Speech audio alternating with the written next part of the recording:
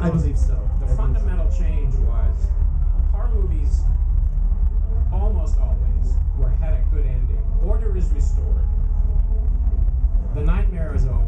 In Chainsaw, the nightmare doesn't end, and I thought that was the big difference. As Ed Neal said to me, the police never come, and there's no justice in Chainsaw, which means there's no punishment, there's no order, and if there's no order, there's no meaning. And it was like the first film that where everybody goes, "This is deep, by the way. That's deep. That's some deep shit. Well, you got the shit part right. But you know, I mean, I thought that changed. I mean, that's I think one of the reasons critics despise this movie. You know, the critic writing in Harper's called it a vile little piece of sick crap with literally nothing to recommend it. He said it's the scab picking of the human spirit. I read that and thought, oh, this movie's going to be great. But I mean, that's why, because I think because of that, you go out of this movie thinking, oh shit, you know, what have I just gone through? Yeah.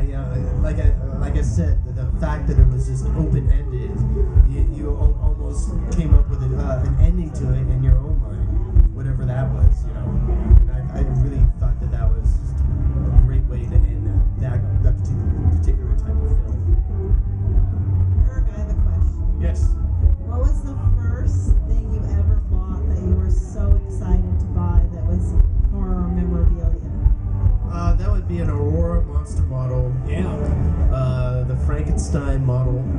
I bought one because like a week previous, my brother had bought one, and my brother and my cousin sat there and painted it all these different psychedelic colors. This is like 60s, and I was so incensed that they painted it wrong. That I went took it out of the box. Yeah, and I went out.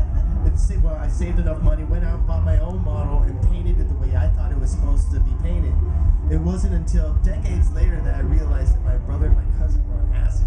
They're on LSD. And that's why they painted that model so psychedelic. I mean, it really made me mad.